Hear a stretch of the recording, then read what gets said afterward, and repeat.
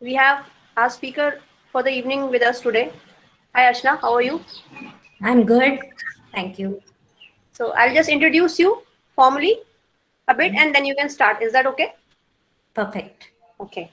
So good afternoon everyone. Archana Ravindra Pallahali. She's the founder, president and of Indian Osteogenesis Imperfecta Foundation. Being a person with OI, it did not stop Archana from establishing and successfully running a Montessori for over 16 years in Bangalore. After dedicating much of her adult life to molding children to be creative, confident, and compassionate individuals, she decided to close the school in 2015.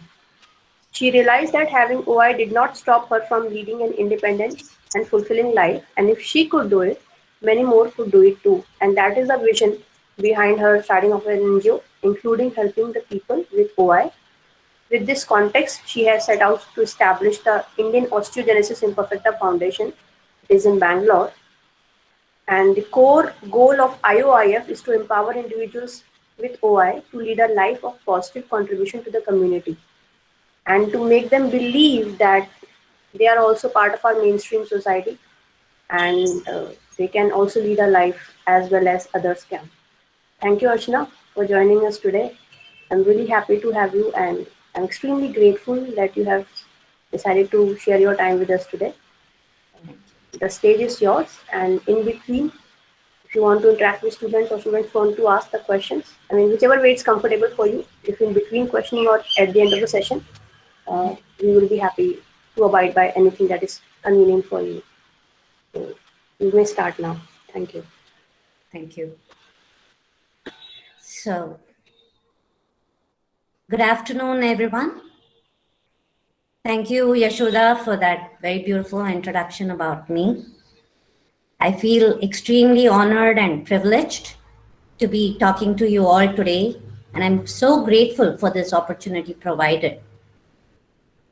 And today I'm going to be talking about our nonprofit organization, Indian Osteogenesis Imperfecta Foundation, IOIF, and also the cause that we are working for, which is Osteogenesis Imperfecta or OI. I have a presentation on this, so shall we get started? Yes. Yes. Thank Okay, you. thank you. So, uh, this is going to be the start of our presentation, and I'm going to be talking about our nonprofit organization, Indian Osteogenesis Imperfecta Foundation, IOIF, and also the cause that we are working for, which is Osteogenesis Imperfecta or OI.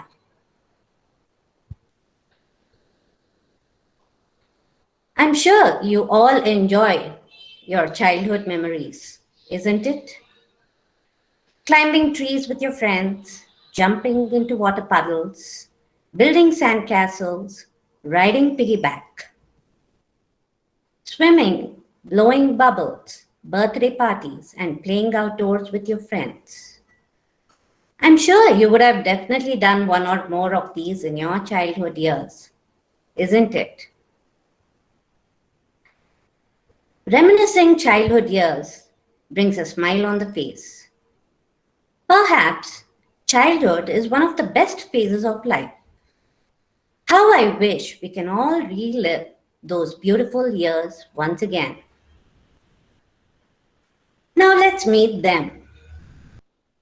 Pavitra, a 9-year-old child from North Karnataka, and many of you might recognize this face. This is 18-year-old Sparsha living in the United States. He is a very popular singer, rapper, and a motivational speaker. Let's see what their childhood memories are like. Their childhood memories are fractures. Yes, I'm talking about those painful breaks in the bones called fractures. Fractures in the hands, fractures in the legs, fractures in the ribs, fractures in many bones of the body. Pain, surgeries, hospitals, plasters, and being homebound. These are their childhood memories. Why are their childhood memories so different from yours? That is because they have a health condition which is known as osteogenesis imperfecta. So, what is osteogenesis imperfecta?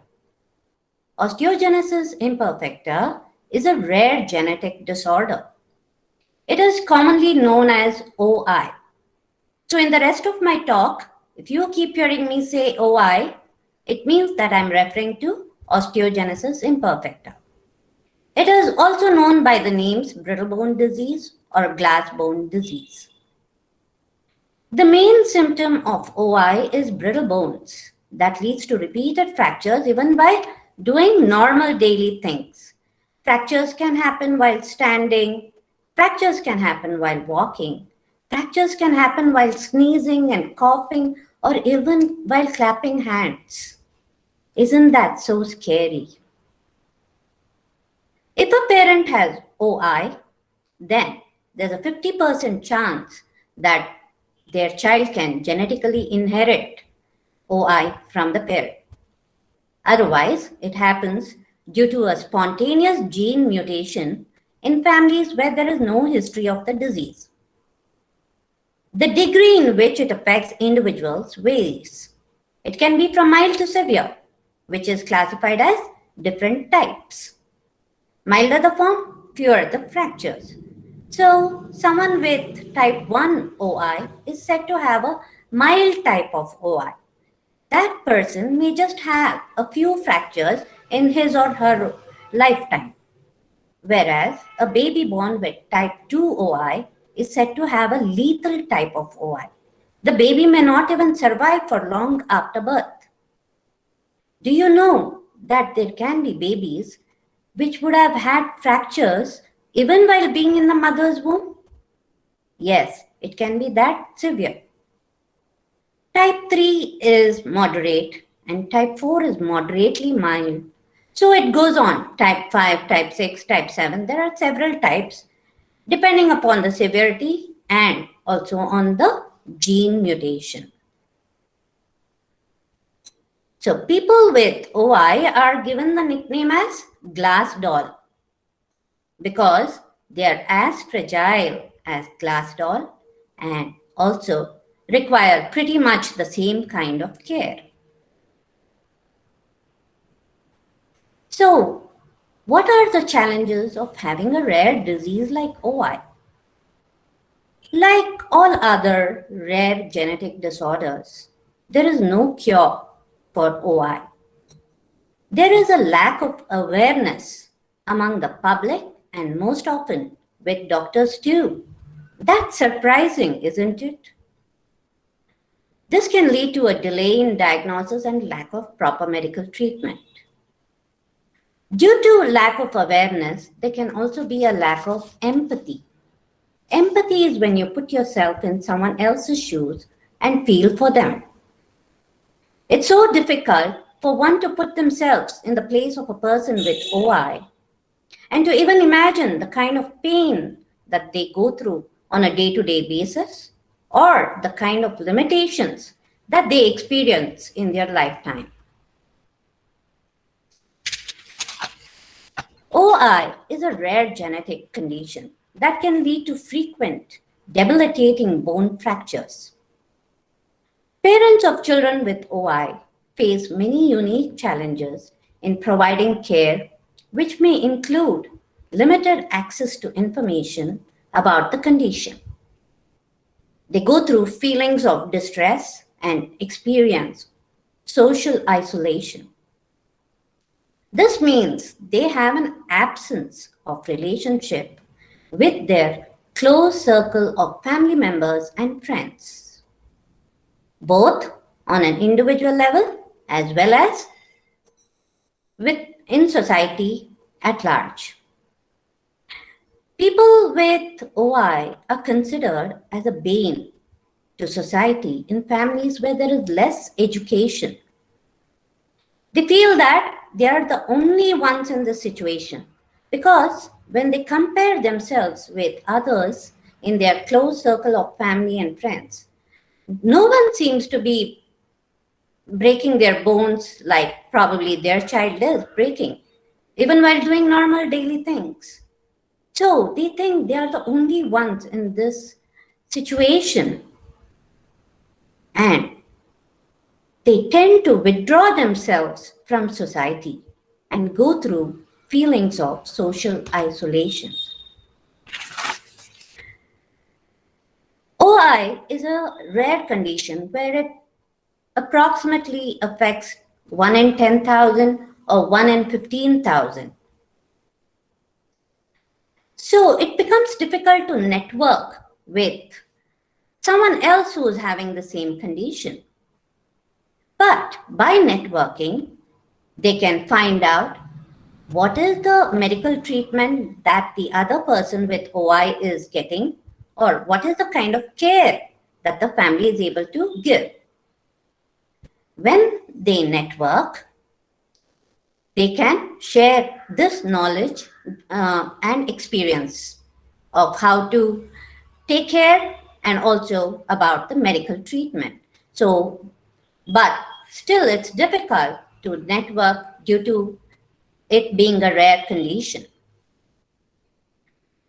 OI is real. It can affect anyone. It does not discriminate between the rich and the poor. But when it affects the middle income and the lower middle income groups, then it causes a huge financial burden to them. Many a times, due to repeated fractures in the bones, there are deformities caused. This requires surgical corrections, or when fractures occur, surgeries are performed where rods are inserted to set right the fracture. Such surgeries can cost thousands or lakhs of rupees. And this becomes a huge financial burden to the families. It's not just fractures alone in OI. It affects individuals in different ways. For some of them, they may have issues with their vision, hearing. It can cause brittle teeth. There can be respiratory issues, heart issues, and even with digestion. So this overall management of OI can seem to be a huge financial burden. Lack of acceptance and other psychological issues. You all had a normal childhood where you climbed trees with your friends, you ran and played outside with your friends. You had the fun of even being at a school. But what about children with OI? For a lot of them, to even be at school is a distant dream. They have to find their own safe ways of spending their childhood, mostly at home. Finding a support group is important because a rare disease can be isolating for the patient as well as for the caregiver, especially when it's your child who's affected. Connecting with others can be essential, not only for support, but also to share information and resources. So, in order to get that necessary support and guidance, it becomes important to have support groups. But in India, we don't have support groups for OI.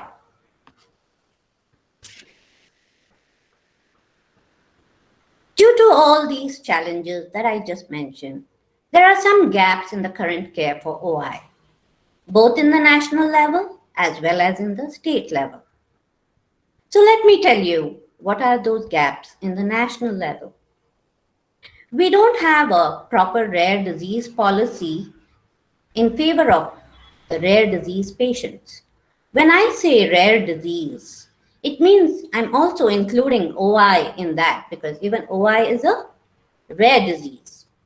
So we don't have a proper rare disease policy in favor of patients with rare diseases, and it should include about diagnosis, treatment, and care. A deeper study is necessary to understand the prevalence of rare diseases in India.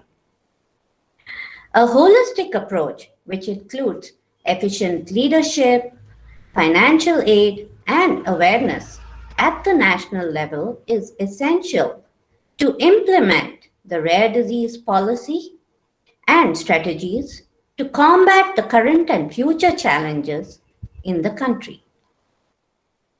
There is insufficient and inadequate medical expertise and support system for the rare disease patients. When it comes to insurance policy, rare disease patients don't get medical insurance. That is because insurance companies don't provide a policy because rare disease patients require a lifetime of treatment. So insurance companies don't come forward in India to give any kind of insurance policy. So whenever there's a need, the patients have to spend from their own pockets towards their medical treatment. One other common problem is lack of awareness among patients, their families, and also among the frontline physicians. This can lead to a delay in diagnosis and also for the access to proper medical treatment. Many a times, rare disease patients are unaware of the risk of having a rare disease and how it can affect them in the course of their lifetime. Research. In India, we still don't have enough research going on when it comes to rare diseases. While countries outside India are actively involved in research, we still have a long way to go. This research should include about gene therapy because it has been found that through gene therapy, a few of the rare diseases have been found to be reversible. But with a deeper research going on, more extensive research going on in the field of rare diseases, maybe a few other rare diseases will also be cured. There will be some kind of a treatment and made reversible. There is a dearth for high quality educational programs in genetic counseling in India. Newborn screening helps with early detection and treatment, which can improve the outcomes for the child. Even without a cure for a particular condition, early diagnosis is important to prevent death or disability and to help children reach their full potential. So, with newborn screening, there is a possibility that an early diagnosis is possible, and also the treatment can also start early in life. Thereby, we are improving the quality of life. Include patients with rare diseases at all levels in society. Give them equal opportunities in educational institutions, employment, and in public. So there are also some gaps in the current care for OI in state level. When I say state level, I mean Karnataka state because that's where I am from. And so we don't have corpus funds set aside for rare diseases treatment. By having corpus funds, we can utilize it in times of emergencies. So we should see that patients with rare disease get free treatment. Having a rare disease can be costly. Between visits to numerous specialists, traveling sometimes several kilometers to specialty centers, and paying for medical tests and procedures that will not be covered by insurance, the costs associated with a rare disease can be debilitating. So, irrespective of one's financial status, even if they are financially sound, still free treatment has to be made available because having a rare disease can really drain out one from their finances. So, free treatment has to be made available at the state level.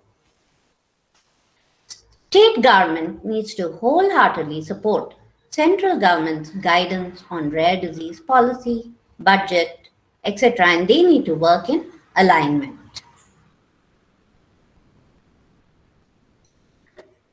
Due to all these OI challenges and due to an absence of proper network for people with OI, in May 2018, Indian Osteogenesis Imperfecta Foundation, IOIF, was founded. We are based in Bangalore. IOIF is a registered charitable trust, a support group for people with a rare bone condition where the bones are fragile. We are a patient advocacy group and a non-governmental organization. So that's my picture there next to IOIF. And if you're wondering why my picture is there next to IOIF, well, the answer to that is because I am the founder president of IOIF. But why it had to be me? That is because even I have OI. So I have had several fractures in my childhood. I've had a number of surgeries. And I've been through the same challenges that I just told you. My family, my parents have been through these same challenges. And even today, there are lots and lots of families, thousands of families. Though it's a rare condition, still, when you collectively look at it, there are a lot of them. And they are also going through these same challenges. In order to give them that necessary support and guidance, I got together with some like-minded people, and together we founded IOIF. Our vision, it is to give that knowledge or perception to public of a rare genetic condition where the bones are fragile, and the condition is known as OI. To enhance the quality of life of people with OI, so they have a better quality of life. Because we are based in Bangalore, our home state is Karnataka, we want to reach out to patients throughout Karnataka in the beginning and then gradually spread out to other parts of the country. People with OI might have some physical limitations, but they don't have any cognitive limitations. Intellectually, they are as capable as anyone else. They have to be given equal opportunities and need to be included in all walks of life so that no one with OI is left behind. We have people with OI who are doctors, engineers, teachers, motivational speakers, and more. Yet, a lot of them are deprived of the opportunities in life because they have OI. If they set their mind to do something, then they surely will. We have a saying that our bones might be weak, our bones might be fragile, our bones might break, but our spirits will not. So they only need the opportunities. And irrespective of one's financial status, everyone with OI is entitled for the necessary and quality medical care. So our vision, IOIF's vision, is to take care of all these. Meet him. He is Khaja Moinuddin from Karnataka, North Karnataka. He's about 19 years old. Just look at his artwork. Can anyone say that he has OI just looking at his artwork? It's so difficult. It's not possible. He's as good as any other artist. Now, watch this 5-year-old Naman Sharma sing and play on his keyboard.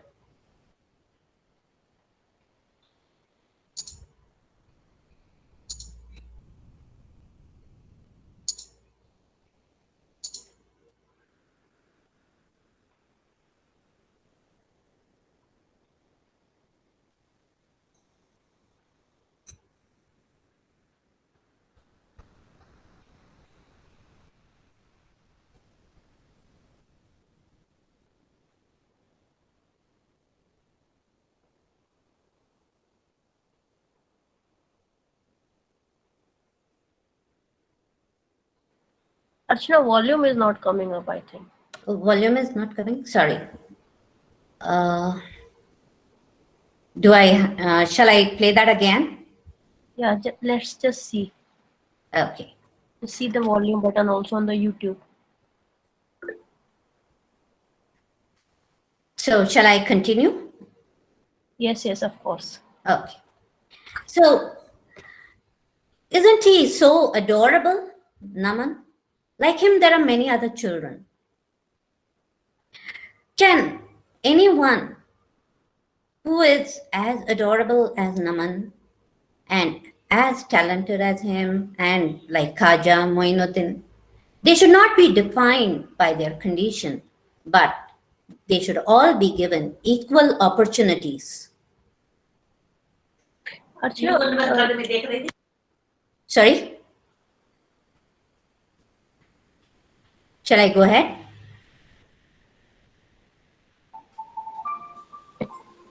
Shall I go ahead? yes, Archana, we were saying that you could have actually attempted to play the video again. Oh, sure, I'll do that. Sure, I'll do that. Thank you.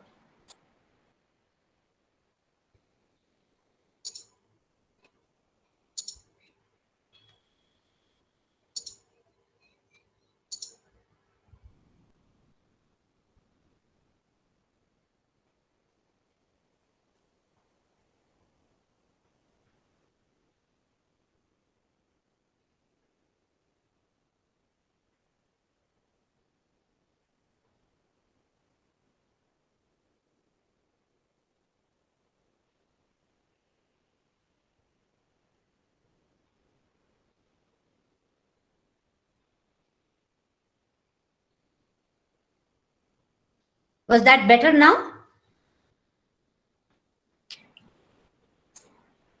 Actually, we couldn't hear, but it's okay. You can share the video link later. Sure, I will do that. Sorry, I don't know why you couldn't hear. Maybe if you open the link directly in the YouTube rather than in the PPT. Okay. That would work. Oh, I see. Okay. Yeah. So, I'll go ahead and share the link later. Okay. Thank you, Archana. Thank you. So, moving forward. Sorry. So, here is a quote by one of the OI warriors, Dhanya Ravi. She says we must embrace our imperfections, as it is our imperfections that lead us to our greatest strengths. True, there are some imperfections, but still, that is what makes you strong.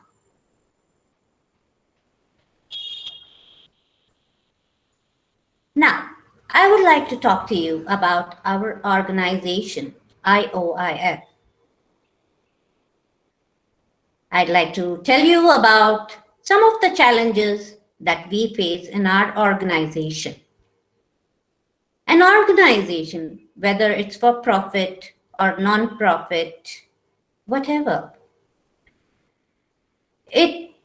all organizations face challenges.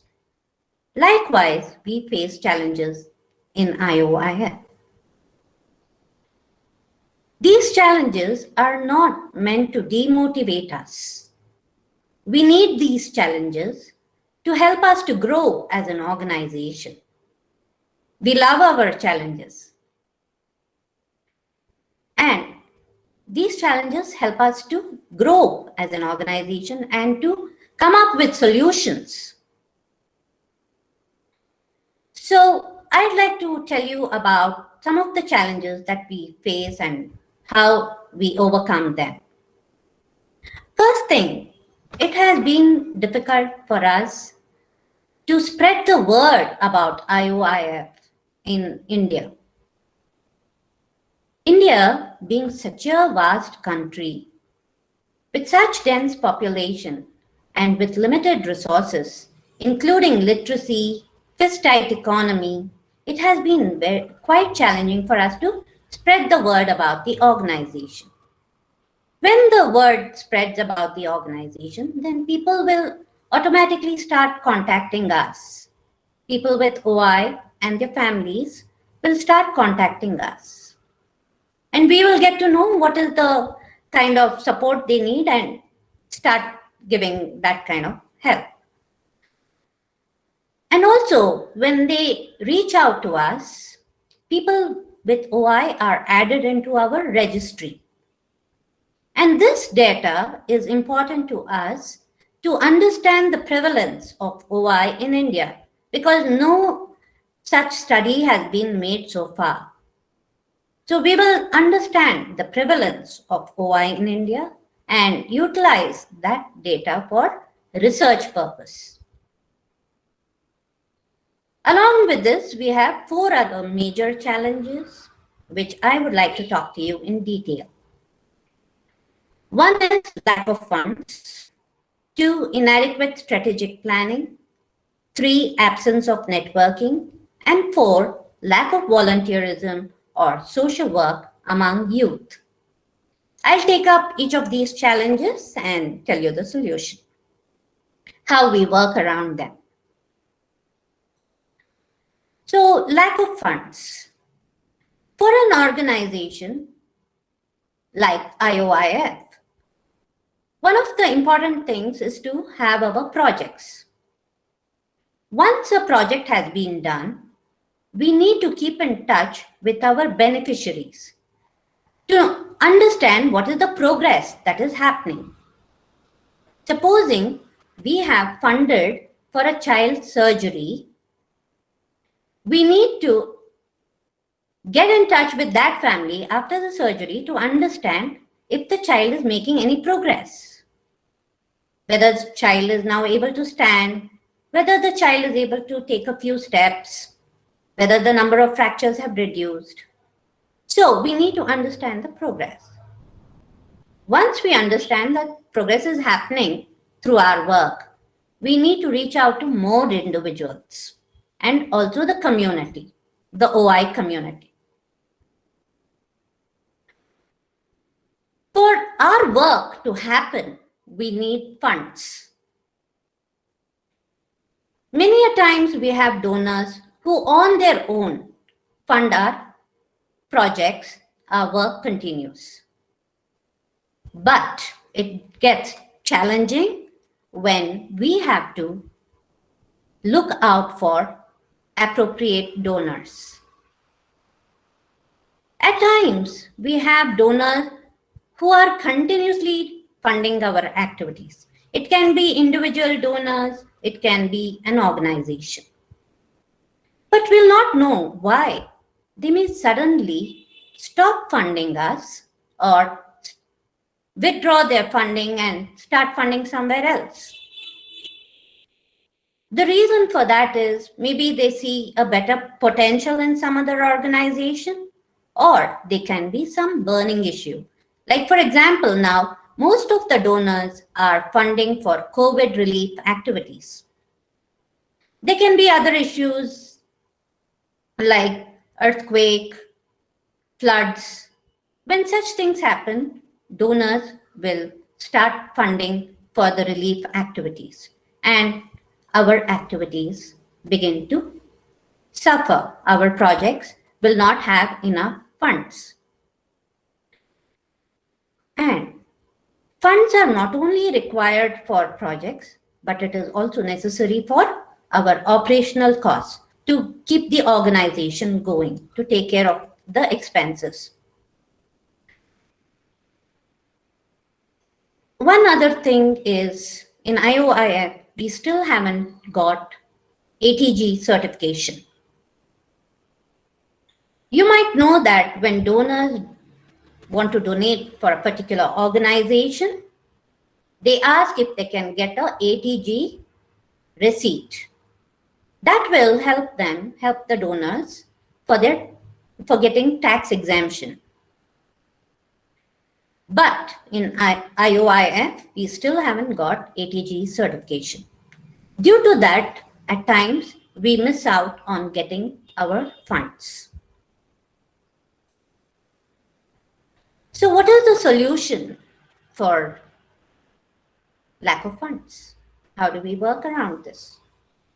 One thing is we keep doing continuous research to find out where the latest grants and funding opportunities are available for NGOs. We create corpus funds for the treatment of needy patients. We can utilize corpus funds when suddenly some child requires a surgery or whenever there is some emergency expenses to be met, we use corpus funds.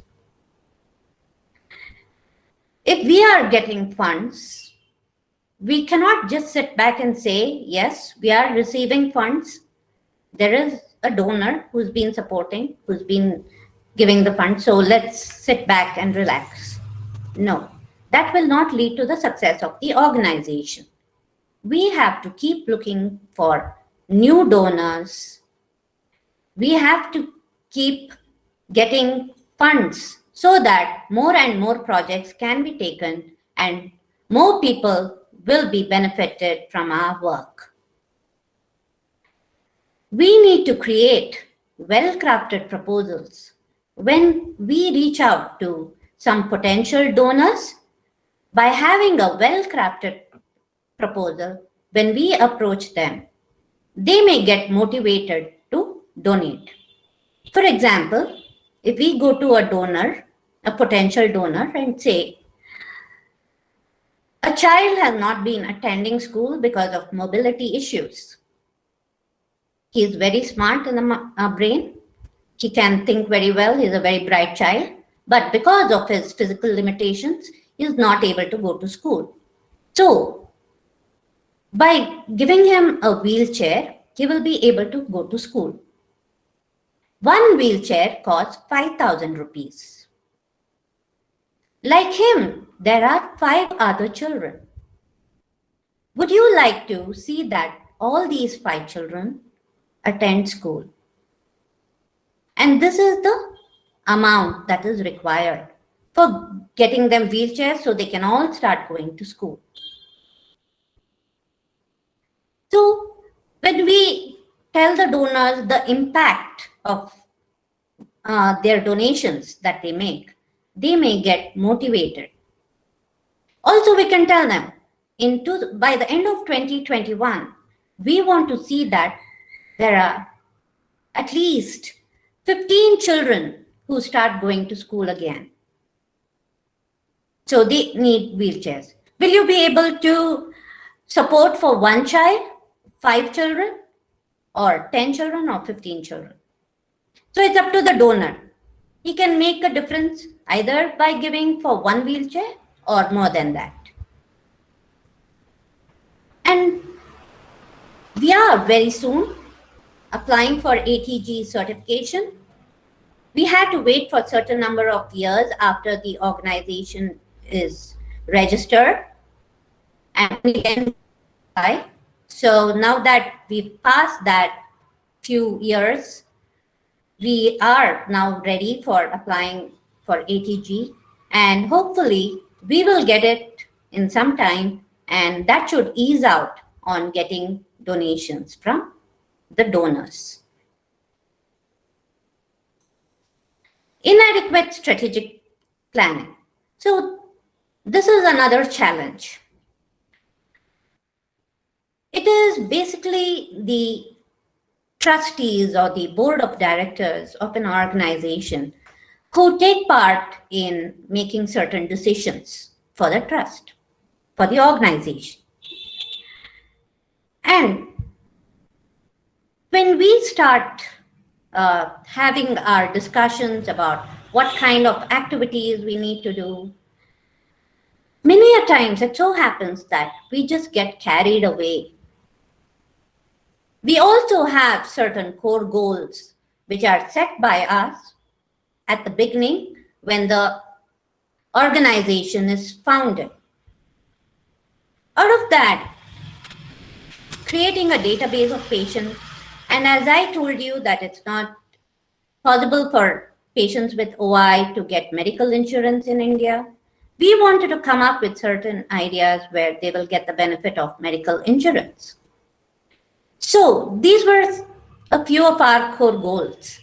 But as we got started with our projects, our activities, somewhere we forgot about our core goals and we started doing many other things like raising awareness, funding for surgeries and medical treatment, seeing that children get to school or there's virtual learning happening. So things like that started taking more attention. I'm not saying that it is wrong. We are still helping the OI community in some way. But the point is we get strayed away from our core goals. This is one of the challenges. So how to work on this?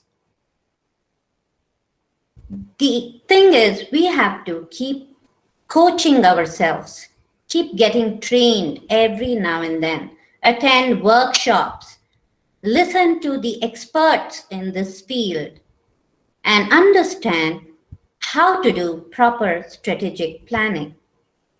Through their experiences, they will tell us how to go about it. And of course,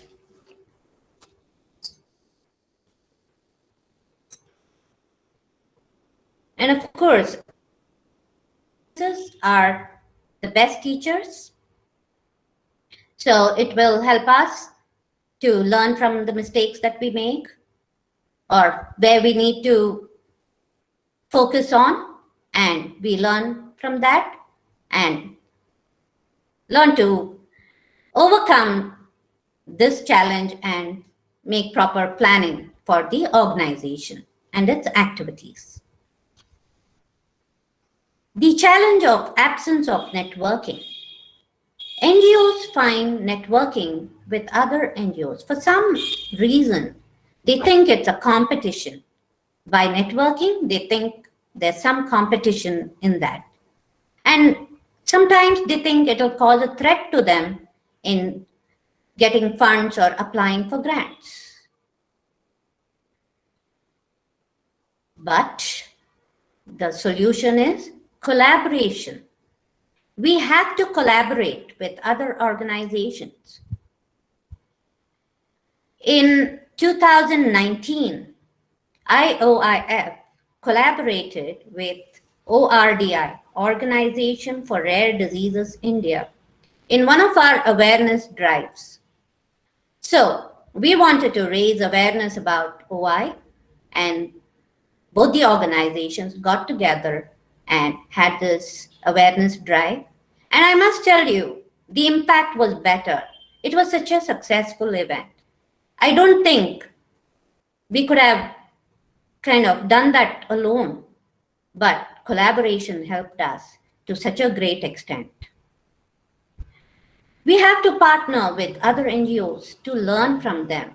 Maybe there are certain things that other NGOs are doing which we are not aware of. Certain things they may be successful with, but by partnering with them, we can learn from them. Today, internet is at our fingertips, so we can learn about which are the other organizations working for the same cause, nationally and internationally. I'm very happy to say that we have networked with several organizations working for OI internationally. So we get to know what is the latest research that is going on through these international organizations in the field of OI. At times, when they have their virtual events where they are talking about the latest advancements in the field of medical, uh, in the field of medical advancements for OI treatment and cure, we get to have our Indian OI community to participate in that. And they get to know about it. So with all these advantages, we have to have that open-mindedness to network with other organizations. Lack of volunteerism and social work among youth. Earlier, it used to be that people who had some extra time on hand would get into social work. But today, things are so different.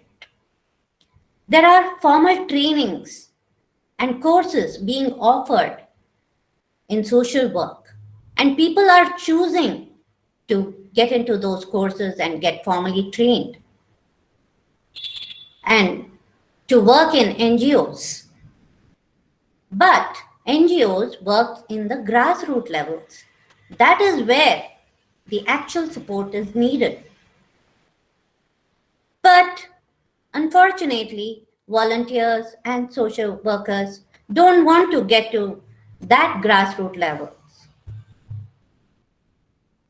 So, how do we help them? Motivate the youth and social workers into volunteerism and social work. Motivating helps a lot because each and every contribution that comes makes a difference in someone's life.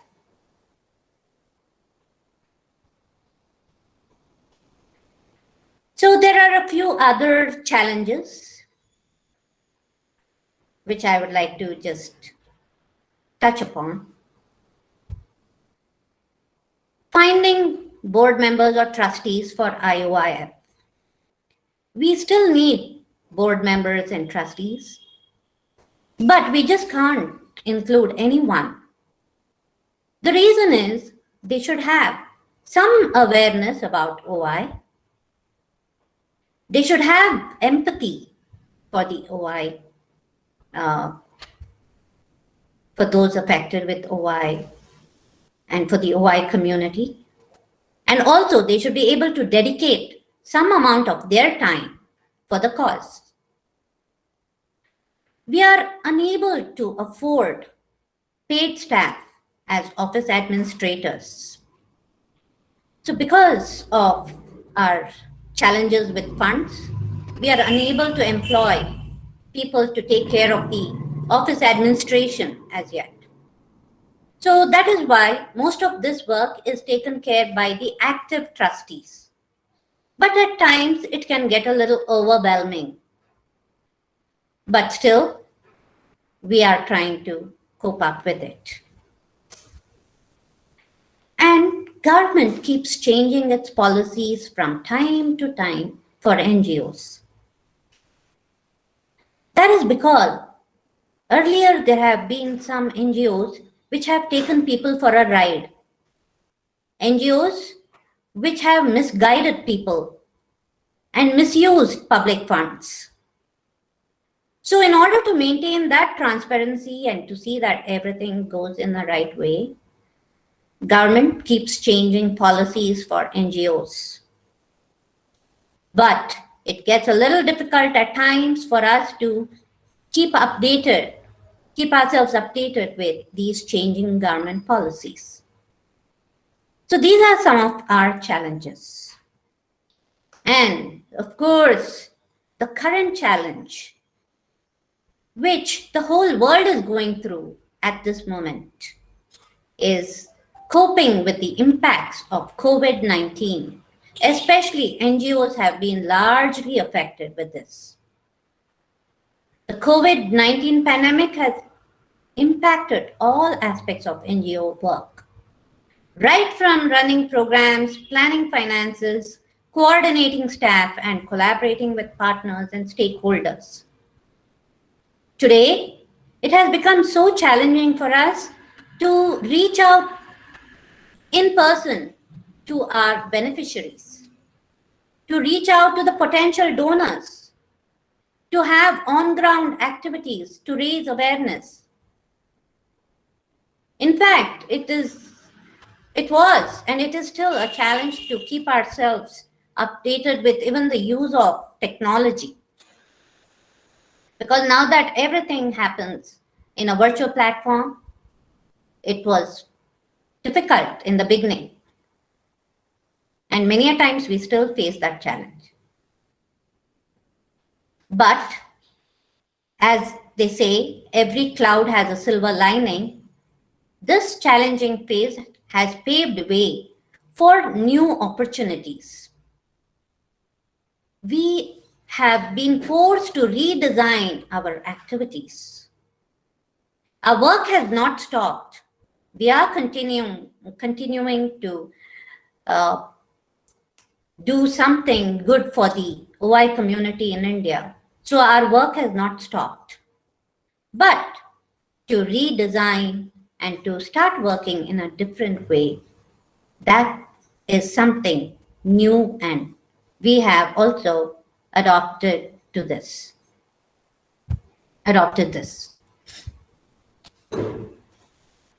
When you face difficult times, know that challenges are not sent to destroy you. They are sent to promote, increase, and strengthen you. I hope you all agree with me for that. And in every challenge lives a greater opportunity. This is what we believe in. And this is the unbreakable spirit of IOIF. So, along with the challenges, I want to bring your attention to our achievements. Bring your attention to our achievements. We have been creating awareness among the public about OI. Since IOIF started working for the OI community, we have been having several programs, talks on raising awareness. We had Wishbone Day celebration in 2019 for the first time in Bangalore. So Wishbone Day is an international awareness day for people with OI. It is celebrated every year on May 6th. It is a day for the public to notice the varied lives of people with OI. It is a day for public to come to know of the accomplishments of people with OI. It is a day to celebrate the lives of people with OI, to honor them for their accomplishments. So in Bangalore, we had a Wishbone Day celebration in a public place where we had over 200 volunteers who held placards about OI awareness, met public on an individual basis, told them about OI, raised awareness. And we also had the OI warriors in that particular location. So people came, they met, they interacted with the OI warriors. We honored an OI warrior for her accomplishments. So this was never ever done in Bangalore earlier. And I'm proud to say that in IOIF, through IOIF, this was done for the first time. So we have been funding surgeries for children with OI.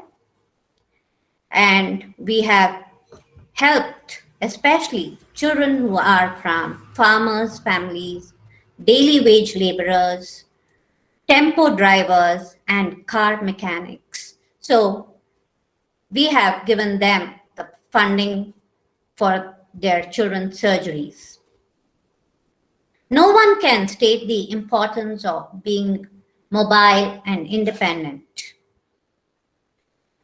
So we, through IOIF, do wheelchair donations to see that people with OI, children and adults, are given the gift of mobility. So wheelchairs are donated. We had a lot of educative webinars on various topics related to OI management.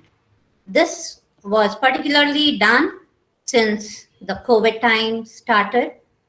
Everything started going in a virtual platform.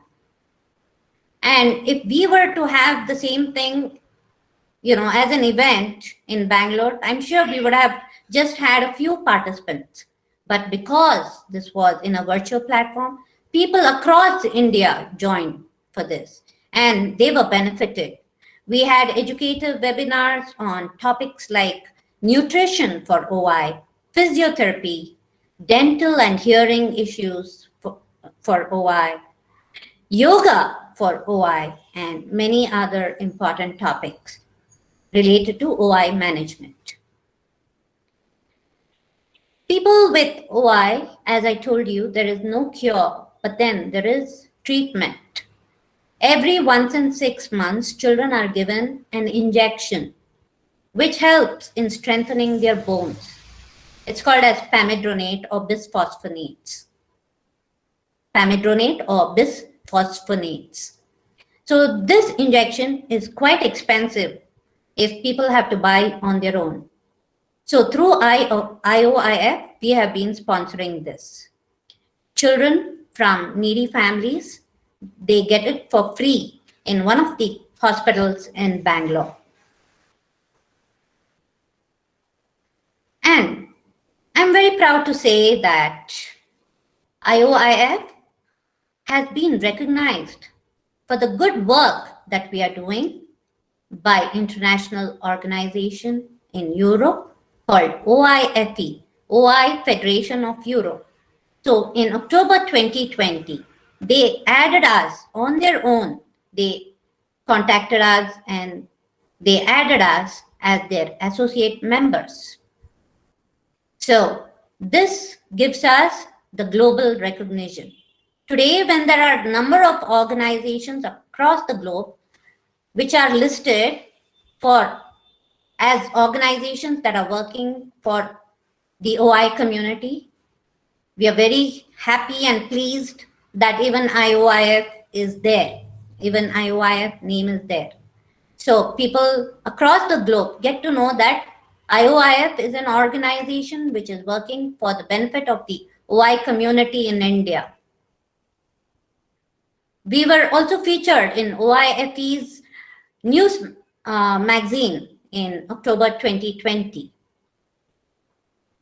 We have been helping in empowering OI individuals by guiding them with their vocational training, job placement, and also offering scholarship for students.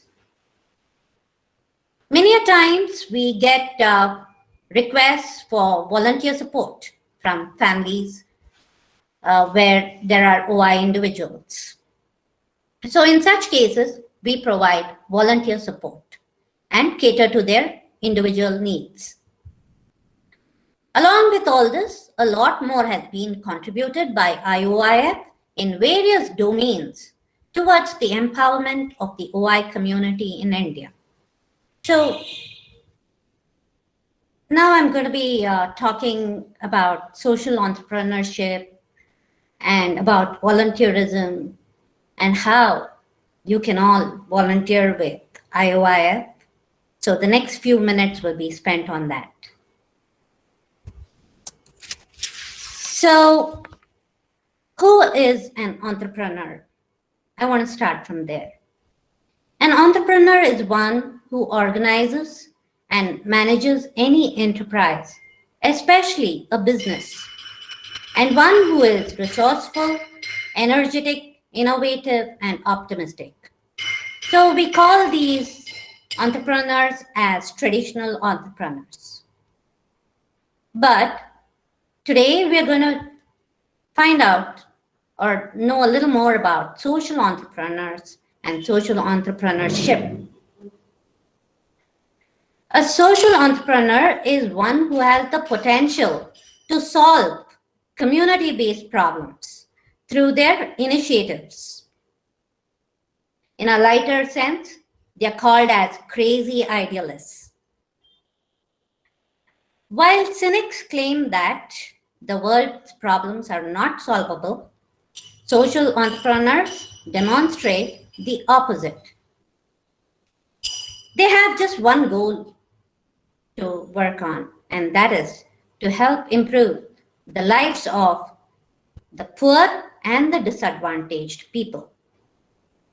So they develop business models, they work on that to solve the world's problems. The world faces several grave problems like war, terror, environmental pollution, poverty, and pandemics. When we step out of our house, we will come across many other problems. Right outside our house on the street, there will be potholes. As we all know, potholes can cause accidents. People may lose their lives. So we have the problem of potholes. Go a little further into the traffic and a little into the center of the city, you will see many other problems like poverty.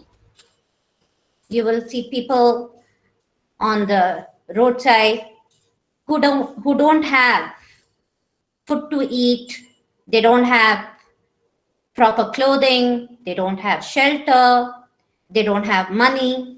So we come across problems like poverty. Go a little deeper into the city, you will see more problems. You will find child abuse, gender discrimination, and many other social problems. So the social entrepreneurs want to do something about these problems to bring a change in the society.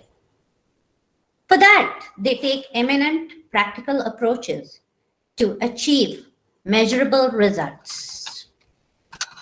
They see ways to do things that ordinary people don't perceive. They hate bureaucracies of all types. Social entrepreneurs want to do more than just build new businesses or make fortunes. Governments, businesses, and financial institutions have an important role to play in helping these entrepreneurs to do more in a better and faster way. Social entrepreneurs don't run away from trouble. I want to take this example of potholes, which is very common in our roads. It's not only in few roads, but it's there all over. And it's such a major problem that people get into accidents because of potholes and they lose their lives. So I want to just take up this example of potholes. So our particular street, your particular street might have about 3 potholes. The next street might have even more. And can you imagine someone, a social entrepreneur, who is passionate about doing something to fix these potholes so people who commute on the streets are safe, they are careful, they don't meet accidents. So they want to fix the innumerable potholes in the whole city. But they are not afraid. They don't worry about the kind of effort it takes, the number of potholes there might be. Their only goal is to do something so there are no accidents happening, people are not losing their lives. For this, they come up with workable solutions to the world's most progressing problems. So there are a number of problems which are just progressing, and they come up with workable solutions. To fix these innumerable potholes, they might come up with some solutions. So it is necessary for public and private organizations across the globe to come forward and fund their work, give them that necessary support. When I say potholes, people who are using the street, they might either choose to ignore the potholes or ride over the potholes, but it is the social entrepreneur who will decide to do something about it. And they come up with real solutions. They are not faking or they are not experimenting. They come up with real solutions with the right approach, and they take up these problems and do something about it. They try to fix these problems. What are the characteristics of an entrepreneur, social entrepreneur? Their personality. They try to adjust the system rather than themselves. Someone using the street might just avoid the potholes and continue to ride. But a social entrepreneur who is passionate about fixing them will see that the road is made in such a way that it is safe to ride. So they adjust the system, then adjusting themselves to it, to the problems.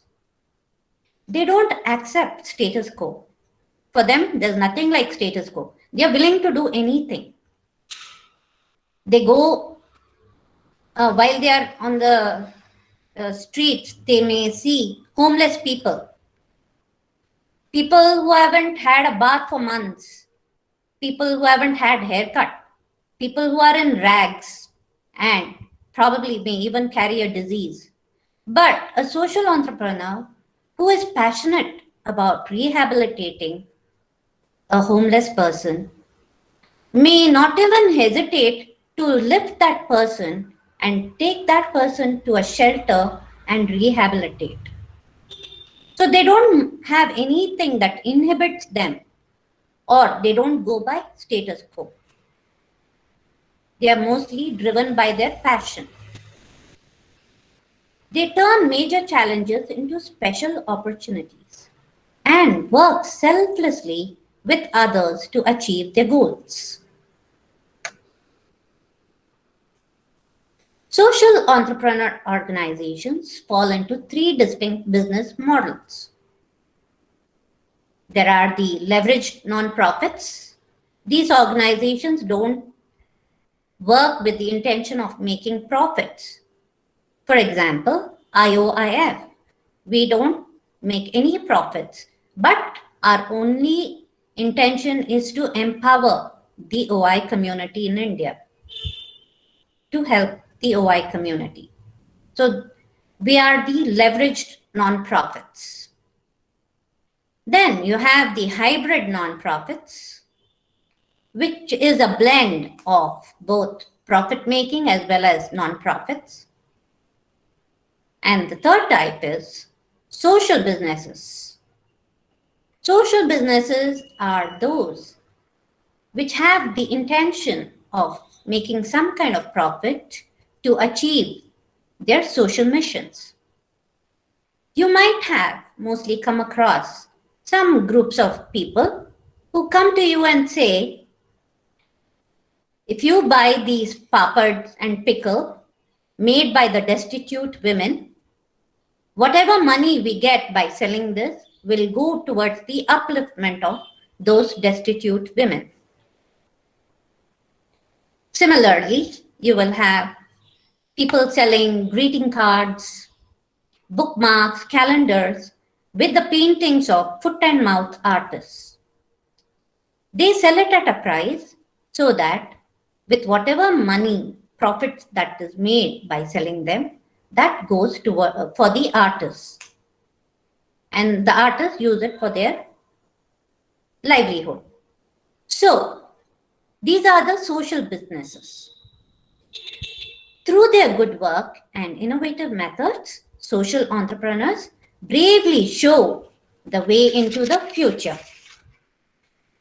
So I'd like to draw your attention to say that I spoke about social entrepreneurship to let you know that IOIF is a social enterprise, and myself being the founder trustee with a reason to start IOIF, I identify myself as a social entrepreneur because I myself have OI and I know the challenges for that the OI community faces. I want to do something about it. I want to bring that change. So with that intention, IOIF was started. So that is how IOIF becomes a social enterprise, and I identify myself as a social entrepreneur. And I'd like to give you the example, a classic example of a social enterprise. It is none other than Amul. Amul goes by the tagline, the taste of India. We are all familiar with Amul for its milk and milk-related products, such as butter and ice cream and many of their other products. Amul, since I was a child, been seeing those advertisements for butter, utterly butterly delicious Amul. And it was founded in 1946 and was established due to unfair milk trade that was going on in India. So the milk, what milk farmers would sell was randomly being priced. There was no standardization. And one Tribhuvan Das Patel and Varghese Kurian, they got together and began to support and inspire the marginalized farmers to form cooperatives and independent from the middlemen. There were middlemen who used to be involved in selling milk from the milk farmers to the customers. So they wanted to remove the middlemen, and they asked the farmers to form cooperatives, milk cooperatives, so that there will be no competition and prices will also be standardized. The Amul cooperative model was such a success when that was done that it was replicated all over India in 1965. Since then, Amul has produced excellent value for money, food products, and has created a lucrative source of income for the local dairy farmers in India. Isn't that so wonderful? So like that, there are many other social enterprises which are a huge success. Now, talking about volunteers. Volunteers are the backbone of our NGO, IOIF. IOIF is a volunteer-based organization, and we look for volunteers who want to make a contribution towards the betterment of society and want to have that enlightening experience. So, in order to support that, IOIF offers volunteering opportunities. How can volunteers help us? This may be a question in many of your minds. There are just many things that volunteers can do. to support the organization and its cause. They can become a support group facilitator, sponsor the medical treatment of an OI patient, raise funds for the organization, connect any OI patients, if you know, to our organization. But it's not limited to just these. There are many more things that volunteers can do, that you can do. You are all students of IIIT Pune, and definitely you will be the talented lot. You have many ideas. So using those talents and ideas, we can all make a difference for the OI community. Come and share your talents with us. We will provide you with the opportunities. We have many opportunities and requests that keep coming to us, but we are unable to fulfill all of those. But with your support, we can. No matter how much we do, it'll be like a drop in the ocean. But every drop adds to the mighty ocean. So everything that you do will count, will make a difference in someone's life. So join hands with us, and together we can reach a few more.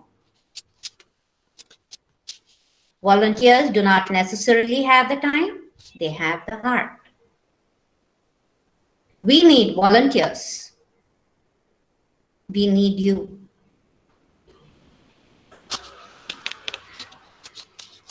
Although there are millions of people living with rare diseases in India, it is estimated that there are 7 million people in India who have some rare disease or the other. But still, no country alone has been able to successfully tackle the challenges of rare diseases. Their future depends on policymakers taking action now. For that, your voice counts.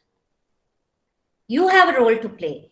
You can get involved and work in the rare disease field. So join hands with us. This is our contact details. We have a website. We have a Facebook page. You can like us on Facebook.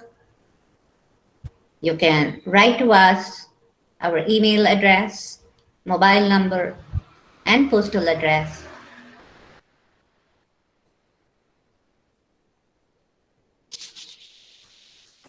Although academic skills remain important, our youth should be nurtured to become thoughtful, productive, and engaged citizens.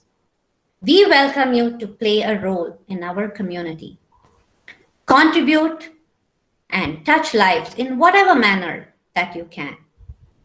Thank you so much for very patiently being there and for listening to me.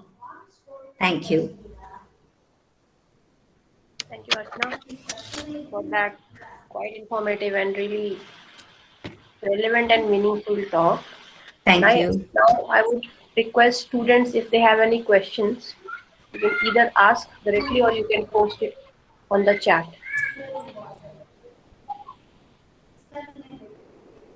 Hello, Yes. Hello. good evening, ma'am.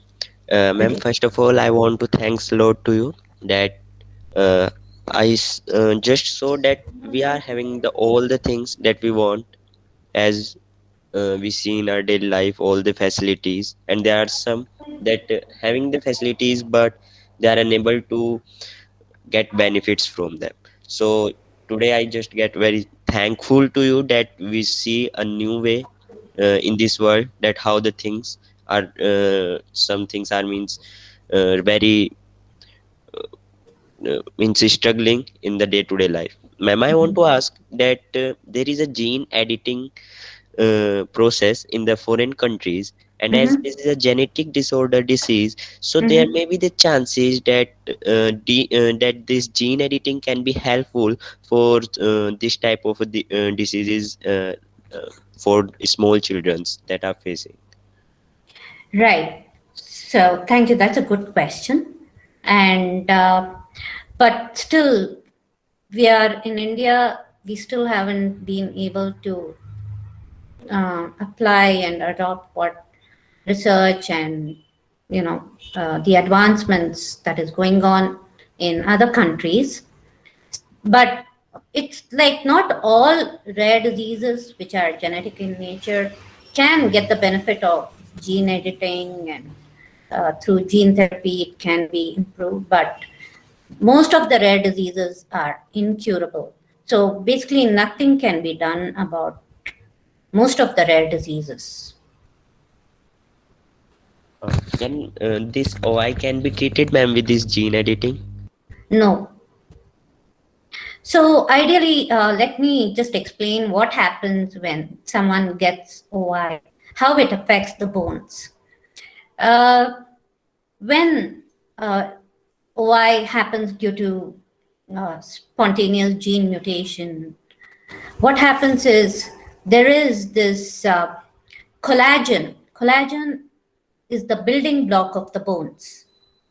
Okay, so our bones are full of collagen. It's a protein, and that is what makes the bones strong. But it is the collagen that gets affected. And when the collagen is either of poor quality or insufficient, then the bones get weak. And this is the effect of the gene mutation that happens. The collagen gets weak. It's not there. There are some people whose bones are like, so weak, it's so deformed. It is really even so difficult to even understand how they can manage with such severity. But it is that kind of way that it affects the bones. It's really weak and fragile. The bones are completely curved. But through gene therapy and gene editing, there's been so far no cure that's been found for OI. But there are certain countries which are working on what is called as stem cell therapy. It is still in the trial stages. They're trying to, see if through stem cell therapy, if they can find a cure for OI.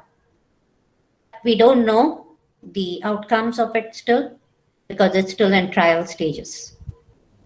Okay, ma'am. Thank you, ma'am. Thank you very much. Thank you. Any other question? Suryansh, do you want to ask a question?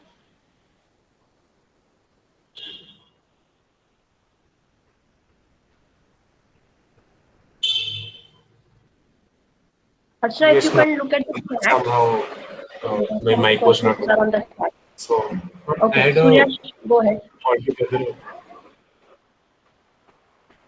Yes, ma'am, I had a very different question apart from the OI. So, whenever we enter into the field of entrepreneurship, and any entrepreneur, whatever be his venture, the main thing that we treat as the resource is the funding, right? So, but in cases of social entrepreneurship, we know that getting profits and making funds is not the primary objective which we have. So, does that in a way restrict you or gap you in taking further innovative steps or any other steps that you want to do? So I understood your question till the point that you said funding is not the only important thing. And after that, it wasn't too clear for me. So, okay, I'll reframe. So, ma'am, the thing is that whenever for our venture to do innovative stuff and bring new things into the society, we need funds, right? Mm-hmm. But in the case of social entrepreneurship, funds is not the primary objective. That's right. So how do you plan on getting new innovative stuff into the society? For example, if we take an example of a breakthrough next generation cutting edge technology wheelchair. So procuring them would require funds. For bringing it into the society, you would require funds. But funds is not the primary objective which we are aiming at. Mhm. Right. So how do we manage that? Yeah. But at the same time, funds is important to carry out our work. Otherwise, you need that kind of support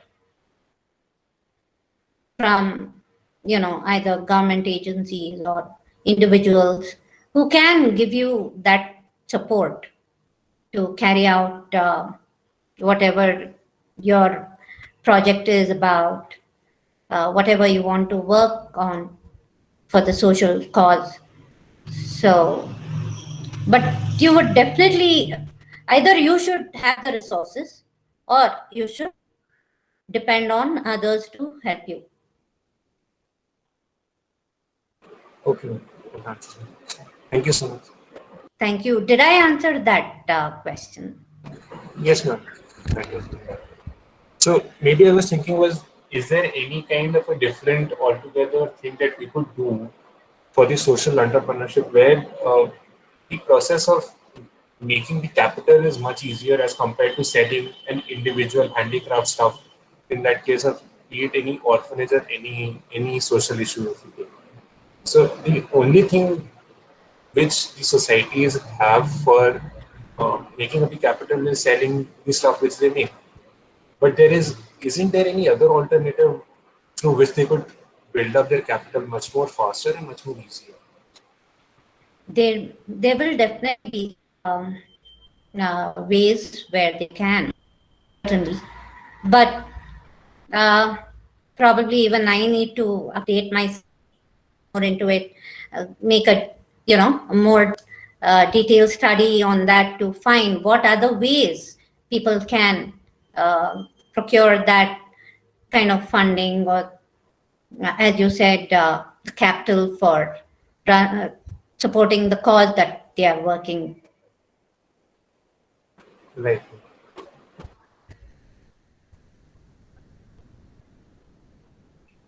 Archana, there is a question on the chat also, if you can open Oh, the chat. really? Okay. Yeah. So the question goes, I want to know what are the major steps you take when somebody is having OI, visits your organization. What is your way to motivate them? So this question is by Rituj Manwar. So what are we basically get to know what are their individual needs. Sometimes in India, especially from our experiences, what we've been seeing is they don't even know in the beginning what is going on with their child, because diagnosis takes some number of years. The child would have already undergone certain number of fractures even before the diagnosis is made. So when they have to, especially in North India, from our experience, what we are seeing is they don't even have the access to proper doctors. They don't know which doctor will be able to help them with the diagnosis, with the treatment for the recurring fractures that is happening. So they reach out to us and they ask us, can you give us some doctor contacts who will be able to understand what is going on with our child and guide us with the treatment? So that is where it begins. And based on many other requirements, some of them want help with genetic testing. So we guide them where genetic testing can be done. Because it's not like you walk in to some lab and they are, doing genetic testing. There are certain specialized labs. Or if the child is not able to attend school, then can we help with virtual learning, connect a volunteer to the child.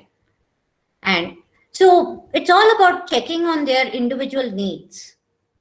Or they just want to share their experiences and get to know from someone else. how they have been managing. So with whatever they want to get support, we look into that and give them the necessary support. And yes, how we motivate them is through examples. Someone who's already going through this particular situation and how they are able to overcome and still have a successful life. It's not like just because you're breaking your bones, your life is finished. No, it doesn't mean that. As I showed you those pictures where the boy with OI is an artist, the other one is getting into music. There's a lot happening in spite of them having OI. Accomplish a lot. So we show them that you can still have a full life in spite of having OI. It doesn't mean that, you can't do things. That is how we try to motivate them. So another question used by Prakar Bhatnagar. You spoke about volunteering. What is expected from us as volunteers, considering we are still students and can't help financially? Of course, there's a lot that you can do. It's not that we want you to help us financially. You can just do many things. Right now, we want volunteers who can help us with virtual learning for students. Some of them did not have even a smartphone. For such children, we have given smartphones through our organization. And then we need someone who will follow up with these families and on a regular basis, help them with their learning. Because true empowerment comes through education. When you educate someone, they will at least become independent in several ways when they grow up. So education is necessary. Can you get into virtual volunteering with such children?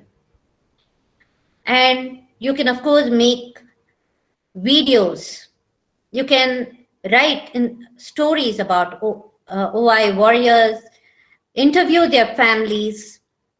This will inspire a lot more families and other OI individuals. When they read other stories, they'll know that despite the challenges, they are still continuing to live a full life. If you're good at writing, you can take up that. You can make videos. You can make digital posters for us when there's a requirement. There could be many more ways that you can help us based on the requirement. So there is definitely a need for volunteers in our organization. I can share a Google form for volunteers and they can fill it and send in the details. And whenever there's a requirement, we will get in touch with you. Okay, thank you for answering, ma'am. Thank you. Thank you, Archana. Any other question?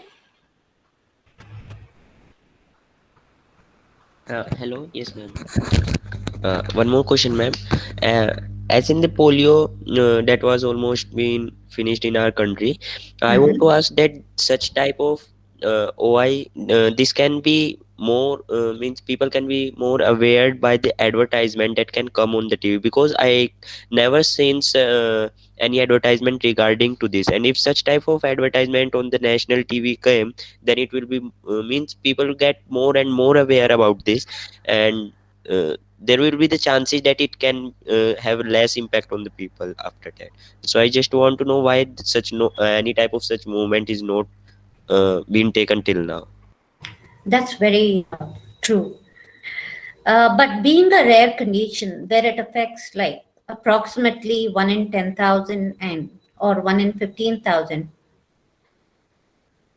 our media has not taken, or our government has still not understood the importance of raising awareness about OI and even about rare diseases. See, these rare diseases will not come selectively only to a few families, but it can happen in anybody's family. A child might get affected. So we should at least be in a stage where we are able to at least even tell the doctor that this is what is going on in my mind. It could be that. So, there's very little awareness, and people should take the interest and the initiative to, by joining our IOIF, where we are advocating about OI. You can also, in some way, try to talk about it with your community and raise awareness about it. But we don't have still that kind of contacts where we can influence or make the media people or government to even understand why they need to, promote more about such awareness. We had some time back a local TV channel which came and had an interview with us, met an OI warrior, had made a complete video on that, but they didn't put it up. As you know, channels work on TRP rating and many other things. So probably they were not so motivated to put something that is as real as OI, which is very sad and unfortunate. Okay, ma'am. Thank you, ma'am. Thank you for answering. Anyone wants to ask any other question?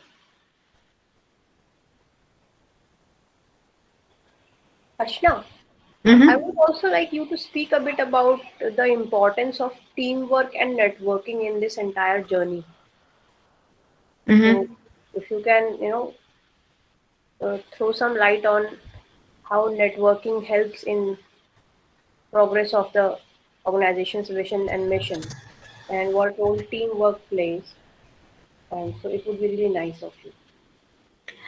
Teamwork, I can tell you about teamwork. Teamwork we need within our organization. So we need people who understand about building a team and working for the cause that we have, in front of us. So, but fortunately, we have so far a very good team where one of them is a doctor, pediatric orthopedician, who comes across several children with OI, and he knows their, medical needs. And if there is anything else, we try to support through our organization. And we have who is into volunteering. So she knows how to talk to families, to check on their individual needs. So we need a team where there are people with varied skills and who can take care of different aspects. And with a complete team like that, it's easier for us to even make that difference and find out individual needs and give them that necessary support. Because OI is not something as common as like your working on a cause like educating in government schools or, something that is very common. For this, you need to really understand what the could be like. And for that, we need a team who are supportive again to each other in our overall activities and the things that we do as an organization. So a team becomes very important. To have a team who are like-minded, who agree with each other's decision. So, and to collectively make that becomes very important. Thank you, Archana, for answering that question. I would like to ask students if there are any other questions. a good opportunity to ask them. Any other question you want to ask?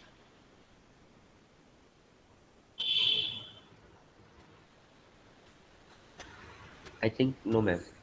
Okay, all right. Archana, thank you so much for spending your valuable time with us today. I mean, it means a lot to me and to all of us and to the organization as well. And we are really grateful that you shared your experience, stories, and lessons with us today. And I'm sure that whatever you have spoken to the young minds today, they became aware of OI much before I became aware of OI. So it will really make a lot of difference in the world because the younger generation knows it. And I'm sure that we will also contact you, students will also contact you for volunteering. And I will Mm-hmm. share the contact details of IOIF. I've already shared the web page. And I'll process the video also of the lecture. Mm-hmm. I'll try to share that with you. Thank you so much for your time. We are Thank you really so much. grateful. Yeah. Thank you Thank so you, much. ma'am. Thank you so much for the opportunity and for your patience in listening and to know about OI. Really appreciate it. And if you're interested to volunteer, please let us know. And I think you have our contact details, or you can Google and get it. So we look forward to you being a part of the organization. Thank you once again, Yashoda. Thank you, Ashna. And one more thing, for those of you who are based on Bangalore, you can also connect to IOIF and probably visit or be a part of their activities. So if you are in the same city, please make sure that you also use that opportunity. Thank you. Thank you, Ashna. Thank you. Thank you, Yashoda. Take care and have a nice day. Thank you so Thank much. you.